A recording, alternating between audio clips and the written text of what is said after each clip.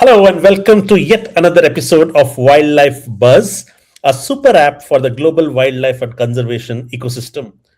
In the last podcast, we had the amazing guest Uttara Mandireta, who created awareness about wildlife crime globally. In fact, she left such an indelible mark in me that for weeks I was still toying with the idea that she shared in the podcast. In this podcast, however, we are joined by another fascinating guest, Lovish Sharma, a wildlife law and policy expert working at the intersection of conservation, governance, and justice. And we thought this is a good transition from learning about the first when we had the first guest, where Uttara created the awareness for wildlife crime. We thought it would be a good transition to Lavish now create awareness on the governance, on the law, and the policy side, and that's why we got him on the podcast as well. So Lavish works at the Delhi High Court and collaborates with government bodies and non-profit organizations across India on matters related to wildlife and environmental protection. His work focuses on addressing wildlife and environmental crime and on strengthening how laws and policies are interpreted and applied to achieve real conservation outcomes. With hands on exposure to both legal proceedings and policy processes, Lavish brings a grounded perspective on how wildlife law operates beyond textbooks and into real world impact. As you can see with Lavish's experience that I just read out, he's no ordinary guest today. So we are delighted to have him. Lavish, welcome to Wildlife Buzz. How are you doing today? Thanks, Ravi. Thanks for having me. I'm doing all great. Hope you're doing well. I'm doing well too, Lavish, and privilege is mine. I'm so excited about this conversation because yes, we get to talk to people who are on the ground, working towards impact for wildlife. But I also know the impact that the lawmakers bring in, and because they wield so much of knowledge and power that they can bring change on the ground, which sometimes the people on the ground who do not have any access to law or judicial knowledge, they're not empowered. And I completely understand how much influence you can bring to the ground, and that's why I was very curious to have this conversation with you. But before that, not everybody who is in law gets to pick wildlife or conservation as a sector, because I don't think if anybody goes there, they do it for money, because this industry does not pay. And that's why it's so fascinating to understand what were your early motivations to get into this field and what drew you into wildlife law as a career option. See, absolutely, Ravi, that in this field you would see that there are the monetary compensation which is attached to the work related in the field of wildlife conservation. For a legal professional to enter here, it can be really demotivating on the fiscal aspect because there is no money involved. One can only enter into this field and do something, do a bit as a professional out of a very simple thing, I would say, that is sheer passion for conservation, sheer passion, and the love for the wildlife. That's all. And similarly, my story started back in 2018 when I was practicing advocate with 3 years of experience. So I did my law from Delhi University and completed it way back in 2015. I just completed a decade of law practice this year. So 15, I got enrolled, and after 3 years of my law practice experience, I was working under an office.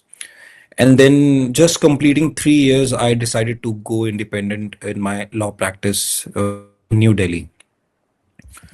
So as I got independent, and so this was in my mind that given I have been an avid traveler since my childhood, my teenage, some very, you can say, a special bond with the Himalayas I share. And I back in 2018, I remember that in 2012 or 13, I went on some Himalayan mountain trek. And I remember my one of my friend who's from a non-legal background telling me that, look, that you are going to be a lawyer, and I want you to do something for the environment protection, and particularly for the nature, for the wildlife. And we were somewhere in the remote part of the Himalayas, watching some birds which were exotic to us. Like, although they were native birds from the Himalayas, but it looked, coming from Delhi, we were like, oh, this is some exotic place with some exotic wildlife. So that thing, stuck with me from 2012, 13, that, okay, as a lawyer and given my love for the nature and wildlife, I should do something for the nature and wildlife once I become a legal professional. So 2018 was the right time, as I was done with my initial, training under a law office. As I became independent, so then this thought cropped up in my mind that let's start with the conservation now. And this is the time that I should do my bit for the conservation for the wild animals. And how I initiated is very interesting, that I simply wrote few emails to few of the top wildlife conservation NGOs in India, like Wildlife Trust of India, Wildlife Conservation Society India, and then there were other more from Mumbai, New Delhi, etc. And then just after a few days, and I'll also go little detail about my email. I remember, because it was just my passion to do something, I simply wrote that it's a pro bono, a service which I want to do. I don't want any money in return. I just want that what all expertise I have, if I can be given a platform, so that I can do something for the conservation, something for the wildlife. And just after a few days, I got email from two NGOs, and those were two of the top NGOs in India. First was the Wildlife Trust of India, headquartered Noida, and the other one was WCS Bangalore. And by the way, Uttra has also worked with the Wildlife Conservation Society Bangalore. Got it. So then this is how my journey began, that I started as a wildlife law and policy specialist, as a volunteer, not as a a legal counsel working for the NGO. These NGOs already had legal consultants with them, but then maybe they were kind of, I would say they liked my gesture, that okay, there is someone as a lawyer who wants to give pro bono services to such NGOs.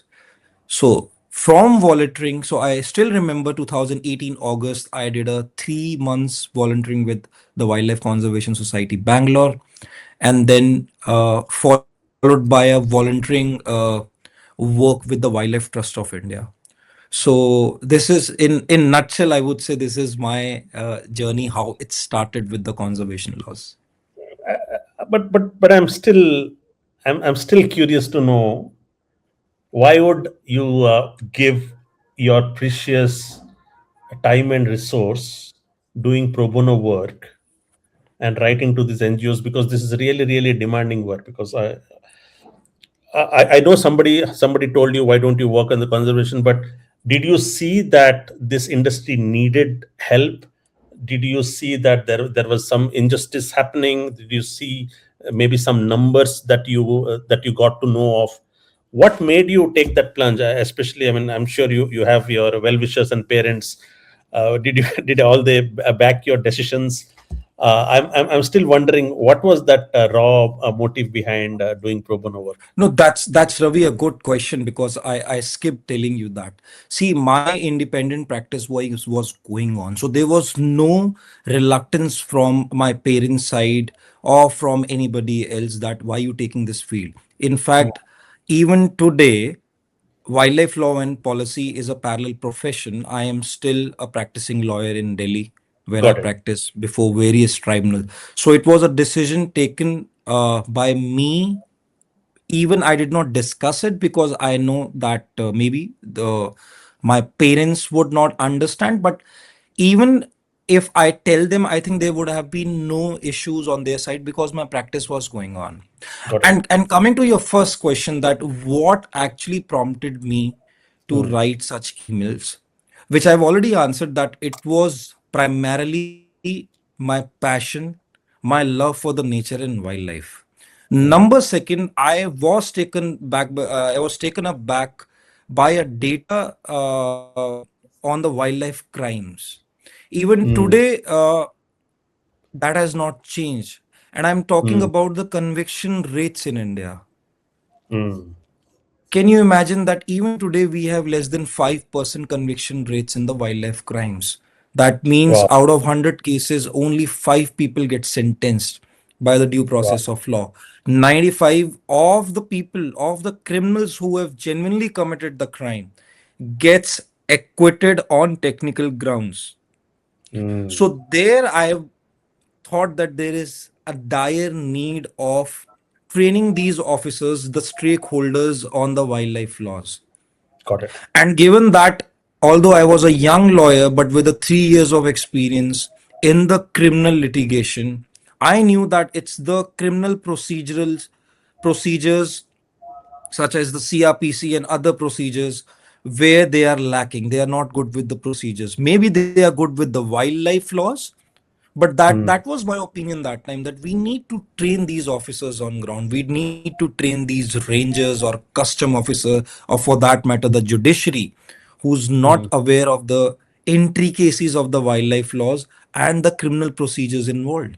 And I was very mm, much right, mm, because everything was there online. The kind mm, of judgments which I came across, that on technical grounds a person is getting acquitted because mm, somebody on ground has not done his or her work properly. No mm, effective investigation done. No credible evidence is collected once a crime is committed. So mm, that actually, moved me that, okay, at least I should start with the wildlife crime prevention. And mm, law serves as a deterrent.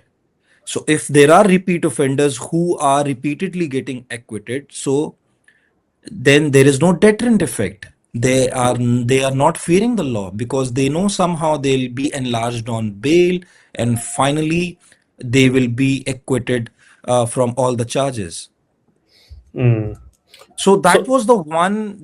I would add that one data which I came across, a news article most probably, which talked about the conviction rate, which is still poor, which is still less than 5% in India. got it, got it. And was it also because of poor representation of good lawmakers in this sector? Uh, what was the reason? Like, are the lawmakers ineffective? Is the law ineffective? What was the reason for such a poor conviction rate for this industry? See, the laws are very much apt. Even in Mm, today's time, there are few changes which are required, because you see, law, or for that matter, fashion, that is subject to change with time. We mm, see so many laws getting introduced every year, whether by the parliament or by the state legislative assemblies. The law which we have right now is very much apt. The question is, what all law we have right now, whether we've been able to implement that on ground or not. And the mm, answer is in negative. mm, The law which we have right now, yes, I agree that requires changes. There are few things which are to be changed and introduced. But what all is existing, the framework which is existing, have we be able to successfully enforce and further the object of the existing framework? The answer is no. So the mm, biggest issue in wildlife crime prevention has always been faulty investigations, because these forest officers are not well versed with the criminal procedures, with the investigation techniques. And you know what's the reason? During their induction trainings, these officers are not getting legal trainings. They are mm, not getting trainings on how to investigate a wildlife crime. Wildlife mm, crime is altogether different from a crime affecting human body. It's not like mm, murder, although there is a mm, dead being in both the cases, but the mm. investigation are different. Got So it. Got it. that was that. that still is the biggest reason that why we have such a low conviction rate. And please, we have to understand why the law is important for conservation. What is the Mm, biggest threat to the wildlife? It's not just the human wildlife conflict, or maybe where does the human wildlife conflict ends? It most of the time ends with causing harm to the wildlife. Now, mm, causing harm to the wildlife would amount to an offense under the local laws of India.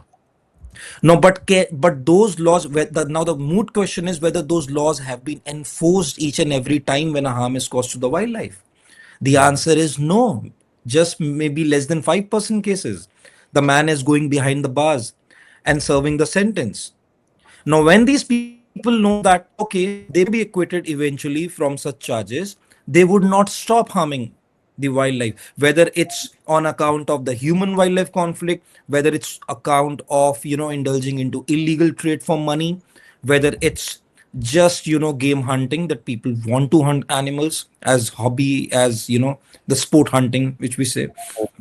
So, whatsoever is the reason, but are these people going behind the bars? The answer is no. Why? Because we don't have men on ground, those who are that good, or maybe, at equal footing with the state police officers. I would say the police officers are still better when it comes to investigation, because they get investigation training, legal training during their induction time in their mm, respective police academies. But that is not mm, the case with the forest officers. mm. Got it. Got it. So maybe we can continue the story. So you wrote to them. You wanted to do pro bono work there, and then I think they responded to you. So what was your experience working in your formative years with them? Yes, so I remember that it was first the Wildlife Conservation Society Bangalore. Those who approached me, they were really happy for me approaching them and showing my interest to work pro bono. So I volunteered with the Wildlife Conservation Society for 2 months, and where I worked on the some laws. I gave legal opinion on some issues which they have taken up in Karnataka, like the private forest conservancy rules, which were notified by the Karnataka Forest, which somehow was allowing commercial activities inside the forest, where a man can actually buy a forest land. So Mm, something related to that. And then I remember working on a crime manual which the Wildlife Conservation Society was drafting for the Wildlife Crime Control Bureau, Government of India. So at the mm, federal level, we have this bureau with the mandate of collecting intelligence and then sharing it with the state forest departments and police departments pertaining to the wildlife crimes. Then they are also into organizing workshops pan India, sensitizing people on the wildlife crime. Then they are also mm, into prosecution, so it's just like the CBI of the wildlife. mm, So back then, this NGO WCS was working on a manual for Wildlife Crime Control Bureau. So I gave my inputs as to what all things be incorporated in the investigation manual for the effective investigation. And then WTI, I got an email from the Wildlife Trust of India, and my volunteering career, started with WTI. Again, I worked primarily on the criminal aspect, the wildlife crime aspect with them. And from there, I got to know that, okay, the legal counsels there are not well versed with the procedures. Why? mm, Because they are not into the law practice. They've never been into the law practice. So we mm, need people who know the intricacies, who know the practical aspect of the law, how the laws are enforced, how, a man, for instance, how in a wildlife crime case, how a man would be tried in the court of law. So you must know the procedures.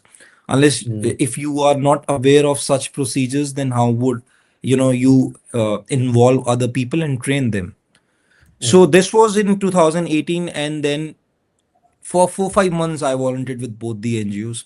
And then mm, the director of Wildlife Conservation Society, Miss Prakriti Srivastav, IFS Kerala Kada, she was on deputation with this NGO. mm, There are some service rules which allow Indian Forest Service officer to join a private NGO on deputation basis. So she was the director that time, and I think in the last month, maybe it was November, where when we met, she liked my Mm. work, and we met at New Delhi. She had some meeting with the Wildlife Crime Control Bureau. So there she offered me a job and asked me to come to Bangalore, which I humbly, refused because, as I already told you, that law practice was something which I wanted to carry on with parallelly. Mhm. And also, I even today I feel that if we are not aware of what practically goes into the court of law, then we may Mhm. not be able to, help the other stakeholders. Mm. Because when you interact with the police, the forest, the judiciary, or other stakeholders, they come up with practical issues which they face in the court of law Got it. when they are Mm. investigating a wildlife crime.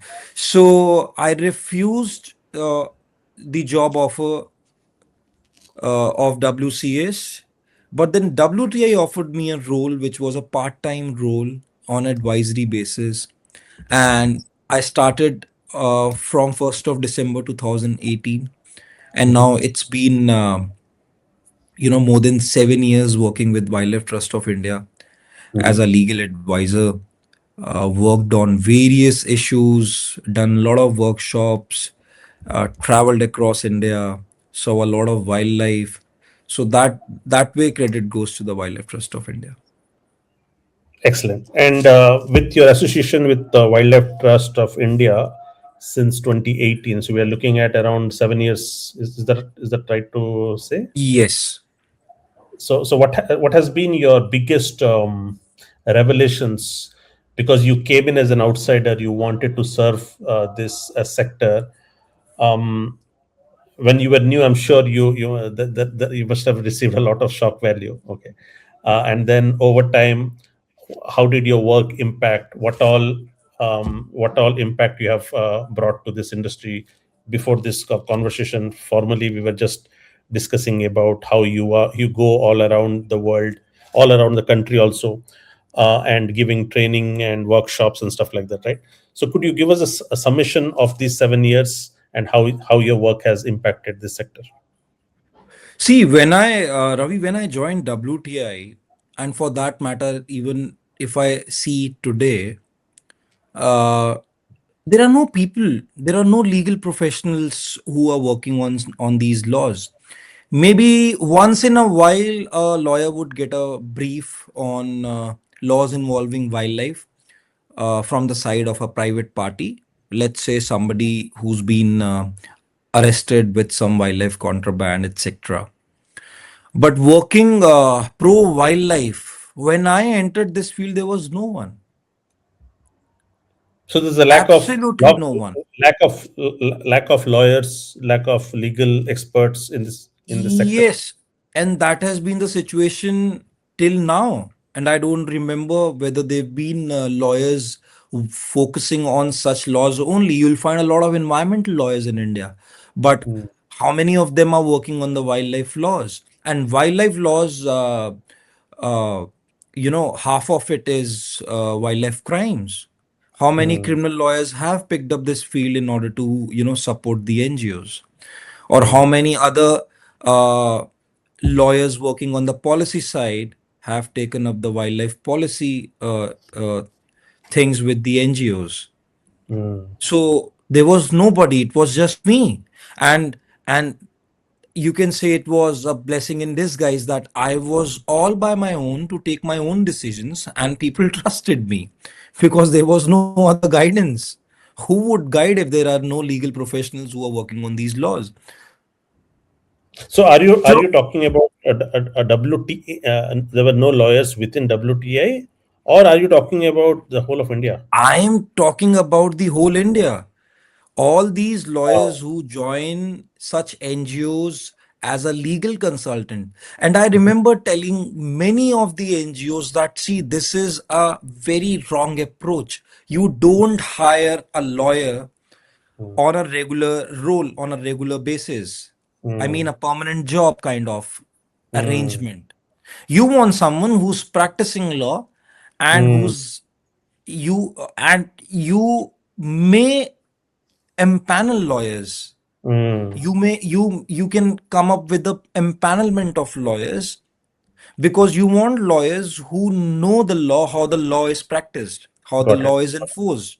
Got it. But if you give a lawyer a desk job, he may not be able to perform even if he or Mm. she is good, Got it. because they don't have the practical exposure Got to it. the law, how the law would be enforced on ground, how the Got it. laws would be tried in the court of law. So there were lawyers with all these NGOs. These were young professionals of my age only, but they've Mm. been doing a permanent job, so it was a desk job for them. They were doing some research, they were reading the judgments, but they were not aware of the practical know-hows. Got it. So now Got the it. question is, when a forest officer comes to these NGOs with their practical issues which they face on ground during investigation or Mhm. during the prosecution in the court of law, Mhm. the NGOs may not be able to provide legal expertise to such stakeholders because they Mm. don't have such people with them who can understand what happens in the court of law, how the petitions to be drafted, how the applications, or how the law can be utilized in the right manner. Mm. So that was the scenario. And then I was asked that, look, we have a very poor conviction rate in India. What can we do? Mm. The forest officers commit fatal mistakes during the investigation. Mm. So my first task was to sensitize these officers through case laws, Mm. by interacting with them, knowing their problems which they face during the investigation. Mm. So these officers, What as all in, India is huge, right? So which regions are you talking about where you were working with these officers? See, initially it was the Terai region of Uttar Pradesh and Bihar, Got the it. region which borders Nepal. I see. So the Terai region of UP and Uttarakhand that borders Nepal Got it. is very strategically important because Nepal serves as a transit route, given that we got porous borders with Nepal. So Got it. Nepal Mm. serves as a transit route for the illegal trade, which is which has connections with China. So Got it. all these animal articles in trade have Mhm. a very high demand in China. So Got it. how would these contraband reach China? So this is one of the transit route, that is Nepal. So we Got it. need to strengthen our international borders we share with Nepal, which is your UP, little slight part of Uttarakhand, not the hilly part we were concentrating that time, because the mountainous region of Uttarakhand also shares border with Nepal, but we were only focusing on the Terai region. Got And it. it's very, by the way, it's very rich in biodiversity. Mm. Nice. Mm. So we have this Dudua National Park, and then we have a lot of wildlife sanctuaries throughout. And on the other side also we have amazing national parks which are Got very it. rich in biodiversity.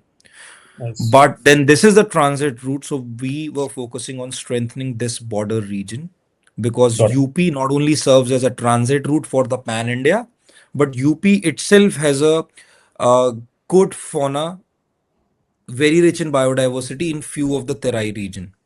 Got it. So from So you, there, so the you worked, animals would be posed. so you worked in this Terai region. You worked with the I officers and started see. with this. Yes, Got I it. started working with the UP Forest Department, deputed throughout the Terai region, which shares borders with Nepal. So I Got it. started with that, but then there were other states we worked, and the work does not only involve training them. The work also involves reviewing their paperwork, which they do during Mm. the investigation. And Mm. then we have a lot of consultants, lawyers who are forest councils. They are government prosecutors. In Mhm. UP, they are called forest councils. So we were working closely with these forest councils, Mm. not only with the investigators, investigating officers, but also with the prosecutors. So Mm. that is how that was the first project which was, I guess, funded by the some US agency, Mhm. and it's still going on. It's still going on, by the way. Mm. And in one of the part of this Terai region, Dudua National Park. So Mhm. that area has a good conviction rate because we have good prosecutors and we work very closely with these prosecutors, Mhm. and we'll collect all the datas from them, and then the data revealed that good job has been done by the forest department officers and the prosecutors there, with I roughly, I would say, 97-98% conviction in that part. Mm. Got it. So yes. Yeah, good. Yeah. So what I wanted to know is in your 7 years, okay, you started with these regions, and then you went to other regions. Uh, do you want to highlight your biggest impact on, if you want to pick, say, one or two biggest impact where you had significant contribution to what you did? I think I would simply say impact, not that big impacts, because many a times, mostly we have worked on case to case basis. Mhm. But when I think about something on the policy level, where I got the opportunity to work, were few legal opinions which Mhm. I gave to the National Tiger Conservation Authority. Mhm. So there were two issues which occurred back in 2019. First was a very famous case. The viewers can Google about it. That's the T1 tigress case from Maharashtra, where a tigress with cubs was declared to be a man-eater. Mhm. And so it was a lot into controversies. Mhm. It was alleged that the department there has not conducted scientific inquiry qua the tigress turning into man-eater, because Mhm. there are standard operating procedures by the central government, like the NTCA, which is, the statutory body under the Wildlife Protection Act, with the Mhm. mandate to protect the big cats in India, Mhm. particularly the tigers. Mhm. So the SOPs were not adhered to, Mhm. and the allegations were that the department has succumbed to the political pressure in that region and declared T1 as a man eater. And then Mm. finally, the order, if you see, whensoever any animal turns man eater Mm. or dangerous to human life, the chief wildlife warden of the concerned state has the power to hunt down that animal in order to Oh. save the human lives. Yes. Mm. But then the law has been very beautifully, written. When the Mm. law says that the animal be hunted down, that does not mean that you have to kill that animal which has turned dangerous to human life. Mhm. It means that the animal be tranquilized, captured, Mm. and translocated. That's the Mm. rule. The Mm. exception is that if in case the animal cannot be tranquilized, captured, and eventually translocated, Mm. and the death numbers are rising, and in the given point of time, tranquilization capturing can't be done, so the last recourse is to kill that animal. So Mhm. in T1, the allegations by a few of the conservationists before the Honorable Apex Court and the Bombay High Court was that they have not adhered to the procedure and they have straight away killed the T1 tigress. So T1 tigress was killed, and the Ah, okay. allegations were that there was no attempt made to tranquilize and capture her. Mm. And for that, the State Forest Department of Maharashtra, they hired a hunter from Hyderabad, some Mhm. Nawab. And then a legal opinion was sought from me regarding the entire proceedings of the Maharashtra Forest Department. Legal Mm. opinion sought by the central government against the actions of the Maharashtra State Forest Department, that whether Nice. it is illegal the process which they have followed, or whether they have followed the due process of law and killed down T1 tigress. So my answer was, So they I approached. opined. Seems like a high-profile case. So Yes. you were the consultant for this, is it? Yes, I was approached to give a legal opinion, given the procedure which has been followed by the Maharashtra Forest. So Right. NTCA approached Wildlife Trust of India's right now CEO, Mr. Josh Lewis. That time he was heading the crime division of the Wildlife Trust of India. Got it. So, so now NTC approached Jose, and I was working closely with Jose only. It was, I think, maybe 6 months working as an advisor. Then I Got was it. asked to give and I remember I still have that legal opinion with me, Mhm. running into good 9-10 pages. And then that was tabled before NTCA, and then the further course of action taken by NTCA, uh, uh, my legal opinion had a bearing on their course of action further against whatsoever action they have taken. But yes, I think there were few officers. I don't know. There was a lot of hue and cry, but legally, I was of the opinion that this is not the process. And there was some illegal delegation of powers, like there are powers, under the law which only one officer can exercise. He cannot delegate it to someone. Like if exclusively Ravi has been given some power under the law, Ravi cannot delegate to Lavish. Ravi Mm. has to exclusively exercise those power by Mm. himself and cannot Mm. delegate it to Sonal, or for that matter anyone. So Got that it. was also the issue in that case. At the top cop, the the chief wildlife warden delegated his powers to a subordinate officer, which cannot be done. So my legal opinion was also based on this query raised Mhm. by the NTCA. So this was important. And then regarding this only, just after a few months, and I think that had a very, you can say, a big impact pan India. Mm. That was same year 2019, NTCA again approached Joe Lewis. And Mhm. the issue involved was that National Tiger Conservation Authority, whose mandate under the wildlife protection law is to conserve and protect the tigers and the other big cats, the wild cats. Mm. So National Tiger Conservation Authority issued a circular, a direction pan India to all the chief wildlife wardens. Mhm. Chief wildlife warden is actually a legal position under the Wildlife Protection Act. Every state in India has a chief wildlife warden who's a very senior IFS officer, a very senior Oh. forest bureaucrat. Yes.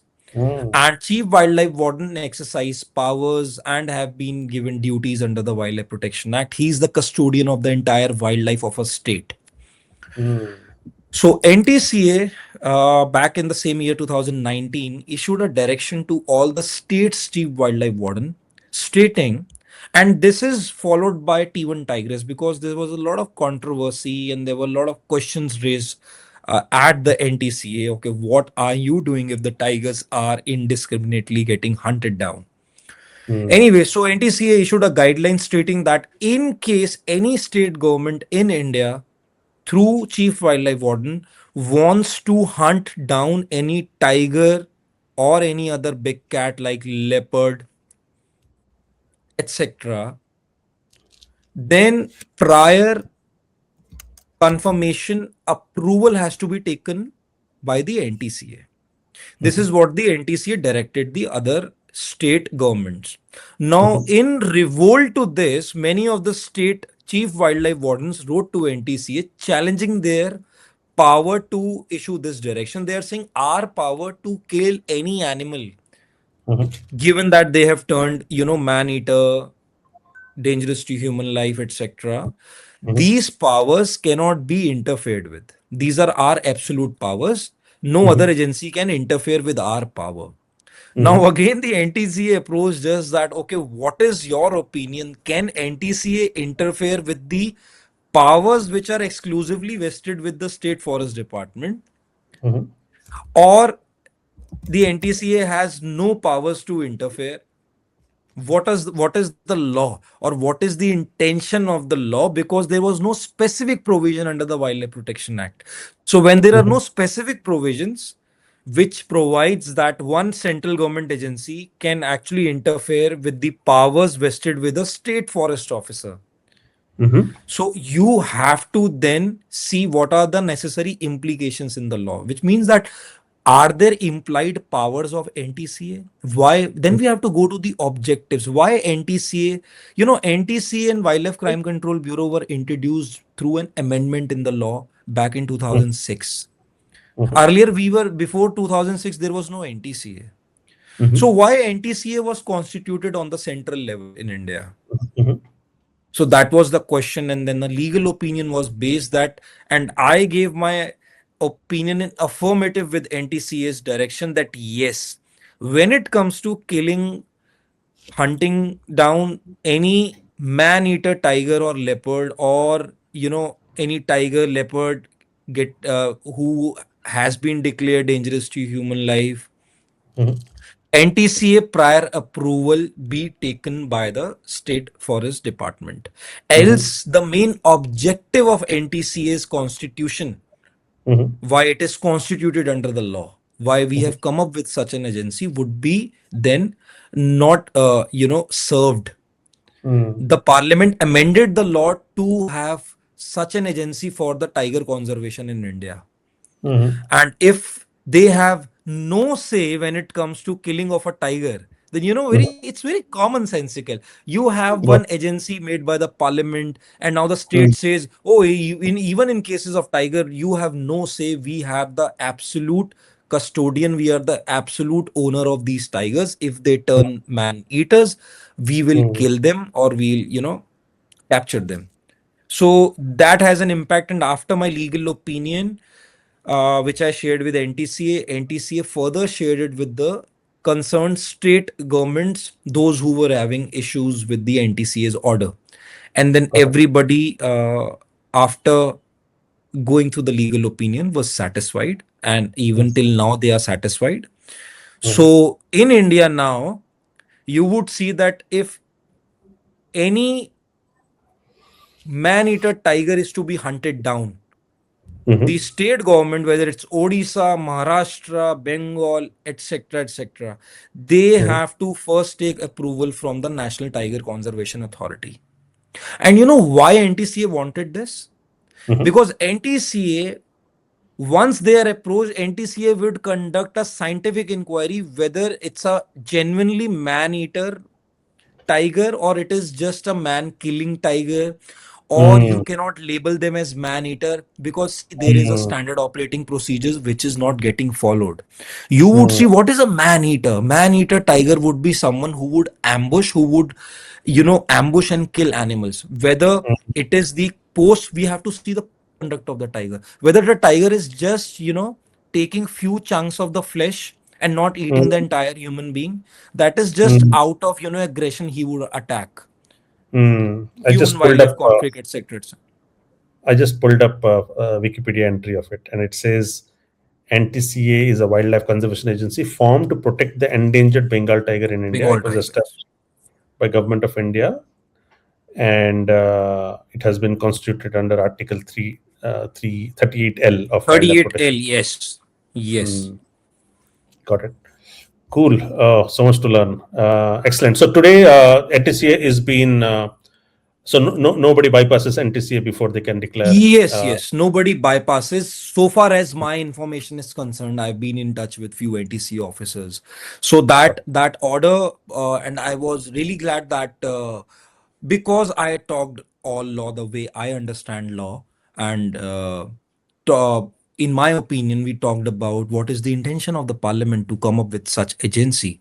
If they have mm, no say, they cannot interfere even when in the matters of killing of tigers, labeling them as man eaters, because we all know that many a times the state agencies would succumb to the political pressures and would simply, after just few mere attacks on human beings, they would label such tigers as man eaters. mm, NTCA wants to have a thorough inquiry. That's why NTCA asked them that, look, you want to declare them, you have the power to declare them, but first you have to take prior approval from us, because once the state approaches NTCA, NTCA would initiate their own inquiries parallelly, but or why maybe would in collaboration with the department. Why would any political power want to declare a tiger as a man-eater? Like, what is the motive behind it? See, the motive is simply the hue and cry in the society. When Mm. a Oh. tiger attacks, there are people who gets killed, and Mm. then the department, you cannot, it's not that easy even for the department, even if you provide them with the best of the technology and expertise. It's not Mm. that easy to capture a predator Mm. such like a tiger. So it Mm. takes few days, or maybe it Mm. takes a 4 weeks time, maybe more than that. And in Mm. that period there are fatalities. Mm. Either So the so it tiger is, also gives them a limelight, right? So they say we have captured or killed a man-eater. so It just gives yes, them more so press. there will be a pressure, because people would approach the government agencies. There will be a hue and cry that you have failed to capture the tiger. The Mm. politicians will get involved, and the politicians would ask, the ministers would ask the forest department that we Got need it. to get to resolve this issue, do whatsoever is required. But Got I it. don't want more children to die in a village or more people to die. Usually, Got these it. man eaters would target, women and small kids, because Mm. these are easy targets and also lightweight. So it's Got it. easy to drag them as well.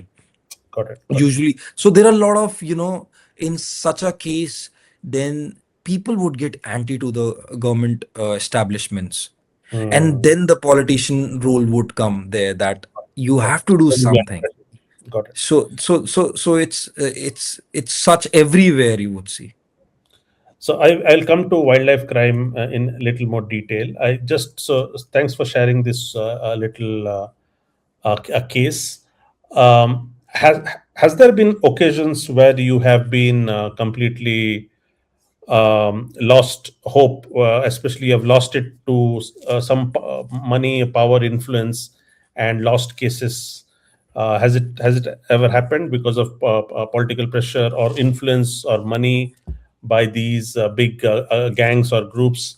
Have you ever felt helpless in such a case? I think it's just happened lately. Back in November, I remember, and there is one place called Barpeta in Assam, Barpeta, which yeah, is yeah. My close. wife, Yes, my wife is yes. from Barpeta. Yeah. So this was a case involving few Tamilians. Hmm. So the facts of the case were that there were three people from Tamil Nadu, three Tamilians, took a train from Chennai, and then there were other people who joined them at Rajamundry. Like they Mm. met somebody at Rajamundry railway station, and the guy who met them at the railway station provided them with some huge bag carrying Hmm. something. Hmm. And then this trio, three Tamilians, two men, one woman, they reached Bapeta, but there was a secret information with the NCB, Hmm. NCB or SSB, Hmm. and they were apprehended at the Barpeta railway station. So they deboarded the train at Barpeta, and they were then further going to meet somebody in the Barpeta region in Assam. Hmm. So they were arrested, and from their possession, I think more than, it was 220 kilograms of pangolin scales. So Wow. pangolin is a protected animal under the Wildlife Protection Act, and globally pangolin enjoys protection by the force of law. Why Mm. pangolin? Because pangolin is the most poached animal in the world right now. This is Oh. what the data suggests. Data Oh. by the United Nations, data by the international non-profit organizations. Mm. So there are many NGOs which are working exclusively to protect pangolins. Mm. One of them is PCF, Pangolin Crisis Fund, and they are Mm. working with your WTI as well in the Northeast part. India, Mm, we have, I guess, two kinds of pangolins are found in India. One is the Indian pangolin, the second is the Chinese pangolin. mhm, So in Northeast, we have the Chinese pangolin subspecies, which are found. And in the other mainland India, we have the Indian pangolin. Anyway, mhm, so these people were arrested with, so they are actually hunted, posed for their meat. Meat is mhm, for the local consumption. And the scales. mm, And the scales. I think the scales are also consumed or maybe used to make some artifacts.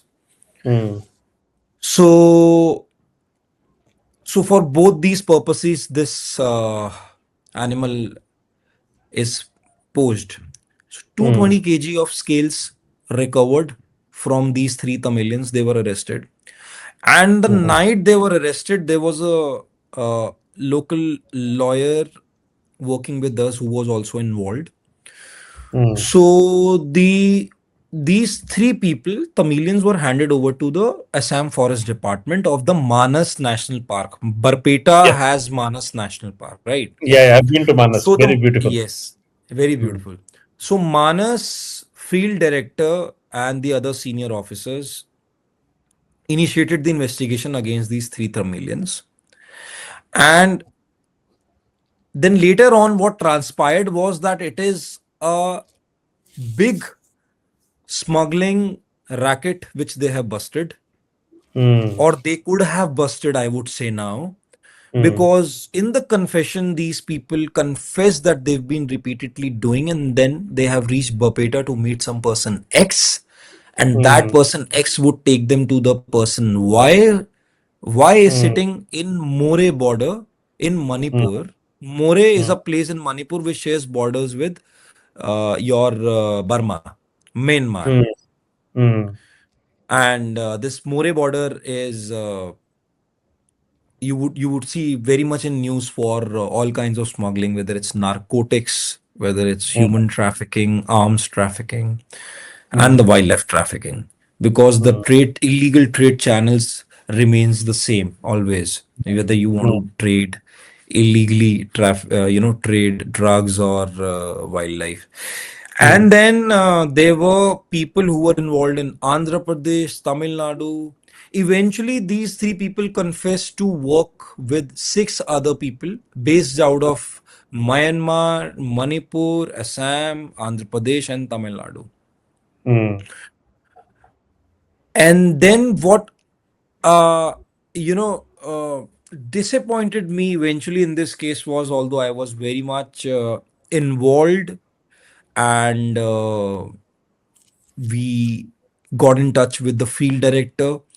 We in fact proposed them that, look, we have a great lawyer in Guwahati mm, who retired last year from the position of a district and session judge, Assam Judicial Services, Mr. Darakullah.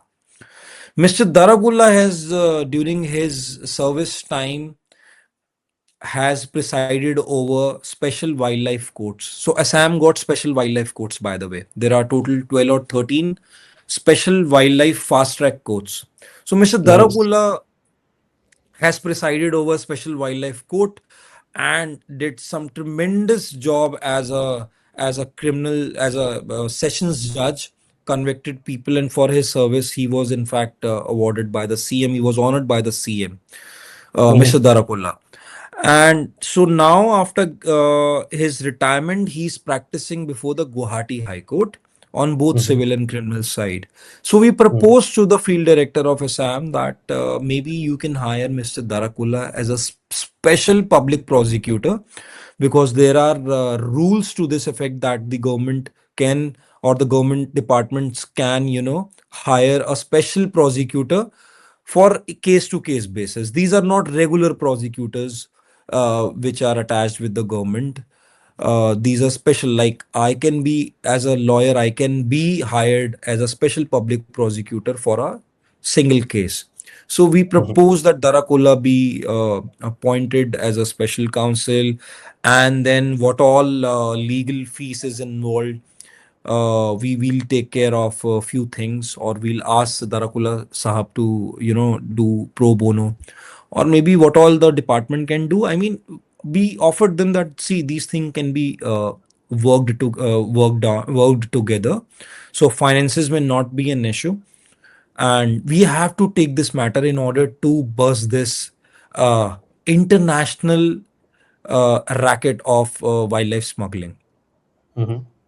So now, to my utter disappointment, on the very next day when these people were brought before the court, because once a person is arrested, within 24 hours of time, the arrested person has to be taken before the jurisdictional judicial magistrate. Mhm. So these three people were taken before the Barpeta's judicial magistrate, and the forest department did not seek their custody. So this is something technical about the criminal, and this is how where we suffer Mm. when these people have confessed that there are other six people involved. Mm. So now, when you produce these people to the judicial magistrate, which is the mandate under the law that you have to produce. So Mm. usually you will see in police cases where a man is arrested on a charge of murder, he would confess that I have concealed my weapon at place X, one of my associates stays at place Y, Mm. etc., etc. But because that clock is ticking, within 24 hours, you have to produce him. So the police may not be able to, take him to that place where he has, concealed his weapon, etc., Mm. etc. So the police, you would have heard in the news that police has taken remand of that person for 4 days. The magistrate Yeah. has granted 4 days remand.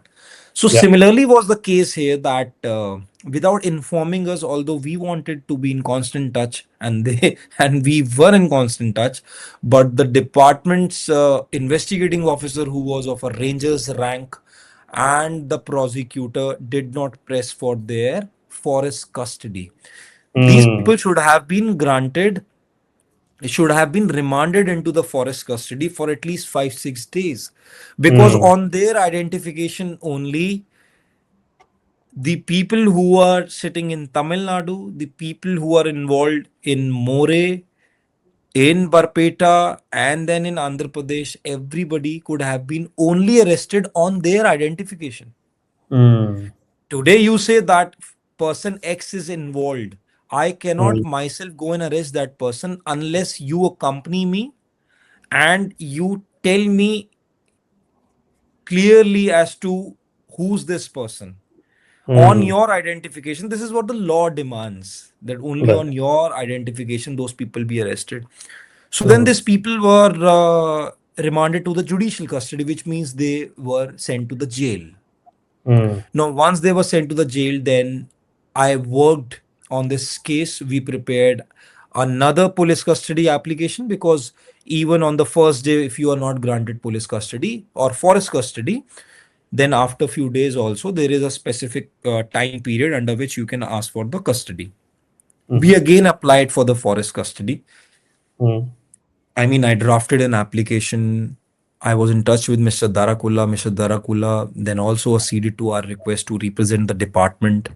Mhm. He was ready to travel from Guwahati to Barpeta for this matter, each and every Mhm. time when the matter would be, taken up by the court. Mhm. So then we learned that because it's a big gang, and they got money, so they may Mm. be able to hire some good lawyers, and this is what happened. So they hired the one of the top criminal lawyers of the Guwahati High Court, and Mm. the police custody application was pending before one court, the bail application was pending before the other court in the Barpeta district court. Mm. And then, in despite my clear instructions to the lawyers who were involved, the people were enlarged on bail, and there was Mm. no custody. So now we lost not only six people who were to be arrested, Mm. as these three confessed about those six involvement, Mm. about the involvement of the other six. So Mm. they failed. This was an utter disappointment and failure on, you can say, our part, the forest department. We were really disappointed that, and Why? Because of there were people in the department who were not that serious about the matter. mm, mm, Why no police custody taken? You could have mm, got the entire chain. mm, You could have got the entire gang. But mm, now these three are out on bail. And I can mm, assure you, Ravi, that these people would now not be able to, the court may now not be able to secure their attendance in the coming times because these three people would definitely face a trial. Now, given they mm, were from Tamil Nadu, now it would be very difficult for the court, even after issuing non-bailable warrants, etc. These people would be declared proclaimed offenders, mm, but to secure their attendance and to try them is near mm, to impossible now for the court. So a case where even the international players who are involved, we could have got the names mm, who's sitting in, because Burma serves as a bridge between India and the southeastern countries. mm, Lot of wildlife from India via Burma, given the porous borders, enters Burma. From mm. Burma, it enters the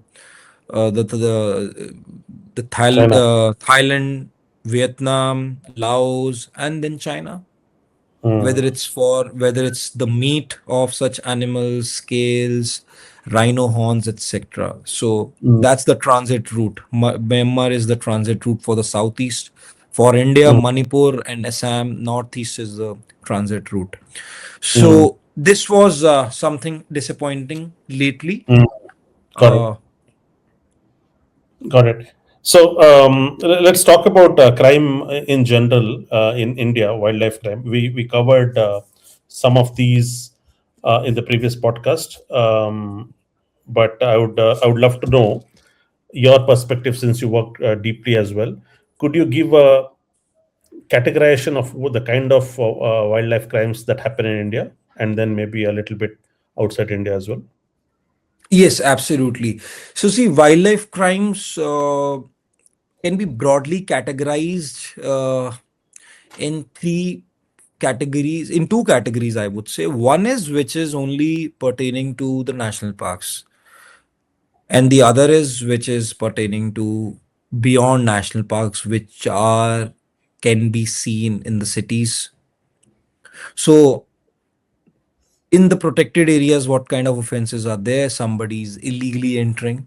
Why would somebody illegal enter a national park? Maybe because for hunting or for uh, causing destruction inside a wildlife sanctuary, cutting of the trees, removing river sand, and manipulating the wildlife. So lot of things, removing of the wildlife.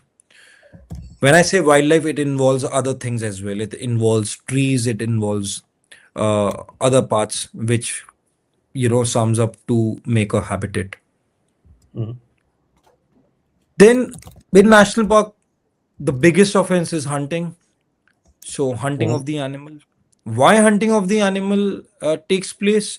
For which we have the other category of offenses, which can be seen in outside national parks, which can be seen in five stars, which can be seen in the cities, which can be seen on the cyberspace. That is the illegal trade of such animals. So Mhm. first, the first category of offense is hunting, which happens inside a national park or a sanctuary, and Mhm. then that same offense then takes the form of illegal trade. The Mhm. elephant is hunted, Mhm. the tusk is taken, the Mhm. ivory is then traded, maybe the entire tusk or maybe some artifacts made out of the tusk, whether these are the god idols or Mhm. these are some jewelry or any kind of artifact showpieces, etc., Bangles and stuff like that. Yeah. bangles, etc. So broadly it's hunting, and the Straight. second category of offense is the illegal trade in the Mhm. parts and also illegal trade in the live species of animals. Right Okay. now, we are facing illegal pet trade in India, Illegal what? illegal exotic pet trade.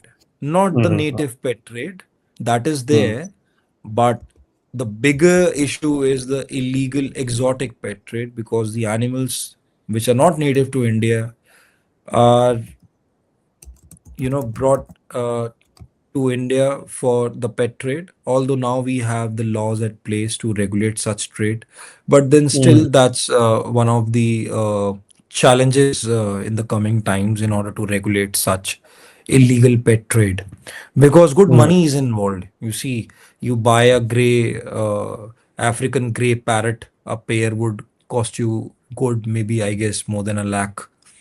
And then Mm. there are parrots from South America, which would cost you 35 lakhs, 25 lakhs a pair. So So that kind of. the buyers who buy exotic pet trade, are they not aware that this is illegal, or they still want to do it just for their vanity? I think most of them are not aware. I would Okay. not say that people are aware and still they are indulging into illegal buying, purchasing of such animals. I think they Got are it. not aware because hardly we see such kind of campaigns where the masses are sensitized about the new laws. So Got now it. we Got have laws at place. This Wildlife it. Protection Act, which we are talking about, saw a major amendment back in 2022, where now even the exotic animals have been given protection. Mm. So, but people are not aware. People are, Got it. there is this dire need of sensitizing the masses, those who are interested, that look, you can very much keep exotic pets, but then Mm. you have to follow the right procedure. So you have to Mm. take the permissions, you have to report to the agencies concerned if you want to keep any exotic animal as a pet. Got it. So two categories of crime you mentioned. One is hunting of animal in sanctuary and illegal trade, right? Is there anything Illegal else? trade broadly, these are the two, but the third category you can say would be the offense against the protected areas, like somebody is causing fire inside a sanctuary, somebody is causing destruction inside sanctuary, illegal entry inside sanctuary, Mm. somebody is carrying injurious substances inside a sanctuary, and so there are a lot of offenses, teasing, molesting wild animals inside sanctuary. So Oh, these are okay. also offenses. Yes, nobody can Mm. tease or molest any animal, whether it's in Oh, zoo teasing. or whether Teasing it's in also. a, yeah, teasing. Yes, teasing. Teasing seems harmless, especially when I see in the zoos, Indian people are so insensitive. They tease a lot of these animals. So you Yes, are yes, saying absolutely. wildlife teasing That's an is offense. That's an okay. offense. In zoo, Mm. that may entail punishment up to 6 months, and in Mm. fact, that's the uh, in century it may entail punishment up to 3 years Wow. if somebody Yeah, is teasing. I'm from Bhubaneswar, Odisha. Yeah, I live right. My current house is right in front of the Nandankanan Zoo. Are you aware of the right. Nandankanan Zoo? No, I'm not aware. Nandankanan Zoo is one of the oldest and the largest zoo in Odisha. All right. And but since childhood I've been going there, but I also have memories of people, visitors teasing all the animals. And Right. today I know That's a how. very common sight, Ravi. I remember I was in Dachigam National Park just a Mm. month back. Mm. Dachigam National Park it's a national park with a rescue facility. So they have a Mm. rescue center inside a national park's campus where they Mm. have Himalayan brown bear, very magnificent, creature. If you see a Himalayan brown bear, so Mm. beautiful and so big. They have Mm. Himalayan black bear, they have leopards there. And Mm. I remember that most of the people are so insensitive when they come and visit such rescue center. They Mm. want to tease animals. And that's why Mm. we have such laws at place that even in a rescue center or in a zoo facility, you cannot tease or molest any animal. And same goes for the safari, for your national parks, wildlife sanctuaries. People during Mm. safari would tease animals. Mm. These jeep drivers, your safari drivers would, harass these animals just to have a good sighting for their customers so that they may Customers. get, some Yeah. reward. They may Mm. harass the Mm. herd of animals there, or maybe Mm. elephant, and you would see a lot of, and that's the reason human wildlife conflict is also increasing with time, because Mm. now we are actually, causing so much interference in the day to day affairs of a wild animal. Mm. Got it. So for that, Uh, Great. Thank you for. Did we leave anything on the crime side, or these are the broad categories? I think I can go on for hours. No, no. Crime side. On the crime categories. So you said Yes, the hunting of offense prey, categories. Yes, the offense categories would I would broadly categorize them into three categories. One three is categories. the hunting, the second is the trade, Illegal. and third Yeah. is the offenses against the Protected protected area. areas. Got Yes. it. I also saw that you have been very busy conducting workshops all around. I just picked this news also where you have been mentioned as well. Could you shed some light on what are these multi-agency workshops that you are conducting these days? I think this news was August 2025. Yeah, so there was the Wildlife Trust of India organized a workshop with a law workshop, crime and law workshop in collaboration with multiple agencies like the UP Forest Department, UP Mhm, Police, UP Judiciary, mhm, Judiciary of the concerned district. So this workshop took place at Pilibhit, and mhm, Pilibhit is also famous for the Pilibhit Tiger Reserve, which we have in UP. So this is mhm, again the Terai region bordering your Nepal. mhm, mhm, So this multi-agency workshop was organized in collaboration with multiple agencies. The postal department was there, and then at the Indo-Nepal border we have SSB deployed, the mhm, Sahastra Seema Bal, a paramilitary force. So mhm, even SSB has a role to play because they are guarding the international borders where the illegal trade, the transnational, this offense takes place. mhm, So SSB was there, the local judiciary was there. So such mhm, workshops plays a very crucial role for all the stakeholders to understand each other's role in combating the wildlife crime, or for mhm, that matter, any crime. The judiciary gets to know the mandate of a paramilitary force officer who's guarding the border. The police mhm, gets to know what is the role of the judiciary, sorry, the role of the forest department, because police is busy with so many laws for them to, enforce law and order, public order, so many mandates the police, the state police have been entrusted with. But mhm, what is the role of forest department as investigation agencies? So the judiciary is not aware, SSB is mhm, not aware. What is the mhm, role of the railway protection force, the mhm, force which is guarding the Indian railways, because a lot of trade goes through the Indian railways. mhm, So if they detect something during the screening, the X-ray screening, they may not get to know, okay, whether it's a pangolin scale or not. mhm, These people, remember that as Assam case which we were talking, these people were able to get the pangolin scales inside a railway station, and then they took a long journey, mhm, traveled so many railway stations, mhm, and then eventually, so, but nobody caught them at the Chennai railway station from where they boarded the train.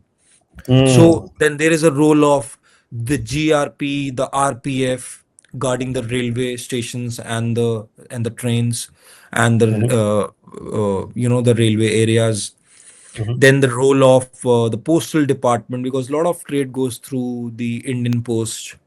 Then the Is it? role of SSB. SSB, I was not aware SSB. I remember one of the participants telling that how the explosives are used to kill animals. So there are a lot of modus operandis how you can kill an elephant, or how Mm, you can kill a tiger or other animals. So, in fact, explosives are used. So, mm, I remember one of the officers sharing his experience of detecting explosives in the national parks, because these are all forest lands which shares border with Nepal. So, the paramilitary force are deployed in the forest covers only. And then they mm, come across snares, they come across traps. So it's mm, important to sensitize them about the gravity of offense and the mm, modus operandi. So the good part was that forest department, who is also deployed in the same area where the paramilitary is, with different, mandates. Forest is there for the forest protection, but the same forest shares international borders with some other country. So the Mm, SSB is there to guard the international border and mm. to check on the some if there is some illegal trade. So to combat the illegal trade, whether it's narcotics, wildlife, human trafficking, etc. Got it. So such is the importance of such, advantages of such workshops, that the Sure. SSB officer, then explaining the forest officers that look, even the explosives are used and these are how the explosives would look. They would not look, typically as an explosive. They may be hidden in such a way. This is the modus operandi of the local offenders in that area.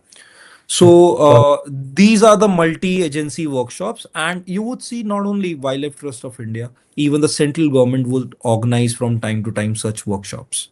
Got it. Got it. Are you going to be busy in 2026 also with such workshops? I hope so. Yes.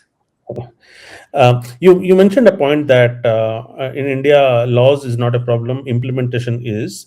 So talking about India's wildlife legal framework, do you think they are like at par with the global standards? How do you compare them with global standards? I think law for now is apt for a very simple reason, that the law which we have right now, the existing legal framework, we have, miserably failed to implement the existing laws. Now Got the it. existing laws require some advancement in consonance with the best practices globally. I would say there are provisions, there are some frameworks which can be taken from overseas, from foreign jurisdictions.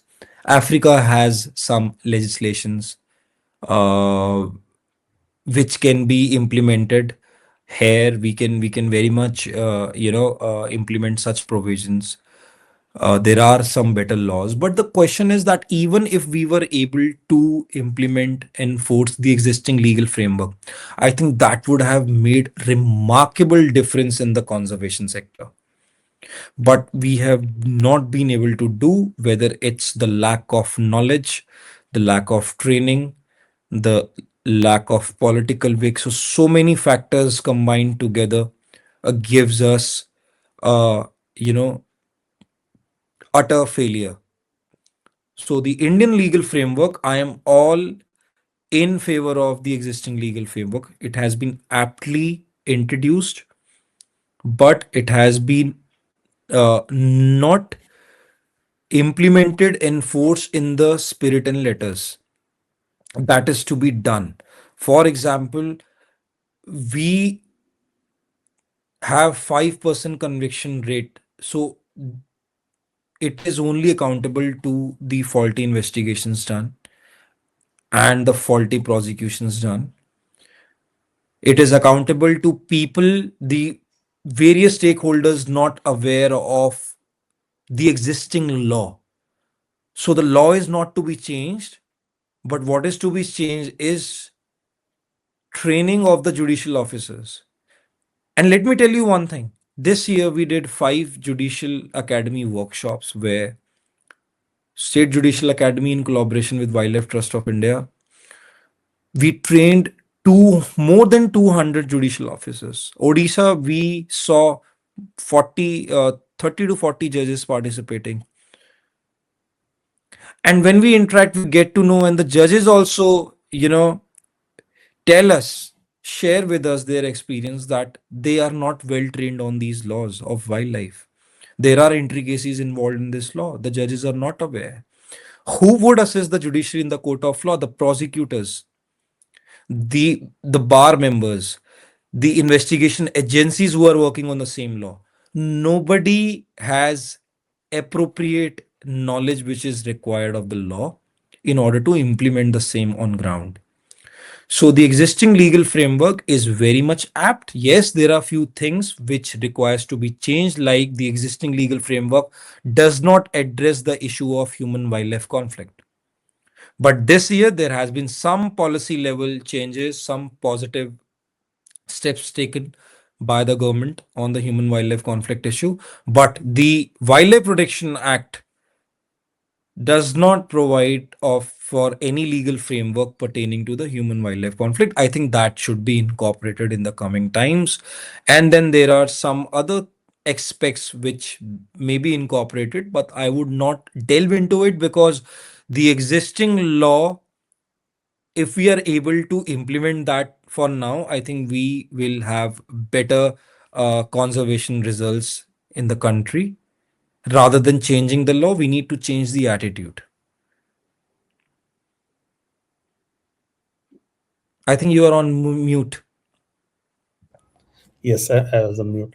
So you also mentioned that there is a lack of talent, professional lawmakers, lawyers in this sector.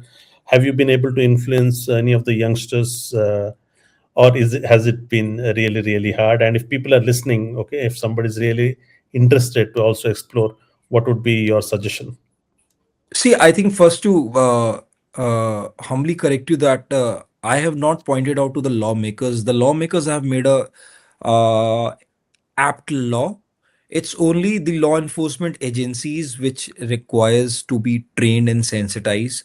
And the first step which should be taken is to introduce modules, training modules at the time of the induction of such officers when such youngsters, when youth clear forest exams or for that matter police customs exams, and then they go to their respective academies for training, then such training modules of law be introduced in their curriculum, the Mm, wildlife law and investigation, whether it's wildlife forensics, wildlife crime investigation, and wildlife law enforcement. I think such mm, kind of modules be incorporated in their training module. At least for the forest department, it should be made mandatory. For mm, police, it's not that much required, and I have sympathies in that way with police that in many states the forest would throw even the wildlife cases to the police. Then what mm, are you there for? I ask such questions to the department. It's only the Indian Forest Act and the Wildlife Protection Act where you are mandated to investigate and prosecute the offenders. But look at correct, the police, so many laws they have to enforce on ground. So, but yes, police, customs have a great role, very significant role to play in combating the wildlife crime because we have customs at the entry exit points uh, mm, of international borders. Also, they have been tasked with the you know, uh, enforcing custom law provisions in the domestic lands as well. So they would actually collect intel and enforce custom law provisions even in the domestic land. So got so all these enforcement agencies or the judiciary for that matter mm, requires to be trained on these laws. correct, And also I would say the judiciary, for the judicial officers, I think it's very important for them to have some practical exposure, some correct, field visits to the and there are few agents, few state judiciary which focuses on the field visits of the judicial officers. So field visits are required by the other agencies because forest may have the most field exposure, but what about the other agencies? So we correct, need to introduce these agencies with the wildlife. correct, correct, What are they protecting, for what they are combating? correct. It's important for them to see what's wild, what's a wild animal in the wild. What are you Correct. there for? Why you've been mandated to enforce such provisions? Whom you are protecting? For them, Mm. that's also very much uh, I would say important. Such kind of initiatives and approaches are required. Excellent. Well, this brings us to the end of a very, very insightful conversation with Lavish. We had agreed for a 40 minutes conversation, but it went more than 1 hour and 20 minutes on my timer here. This entire topic is so vast, and in fact, we have not covered a lot on the policy on international crime. This is an endless topic, but hey, anyways, the conversation got started. We could convince Lavish to come and share, And since we are going to go deep into so many topics in the future episodes as well, I'm hoping we'll get you back, Lavish, for something on a very niche topic, since you are such a renowned and a thought leader in this industry. But again, thank you again for your time, and we hope to get your support in making our Wildlife Buzz community more active and giving support to all the NGOs who need to build their own communities digitally and network them across the world. So thank you again, Lavish. My pleasure, Ravi. See you sometime soon. And it was a pleasure being here. And I would like to congratulate you for taking up this initiative that is very much required in the current times. And looking forward of doing such podcasts with you on different topics. Sure. So see you next time. Thank you for having me. Thank you, Lavish.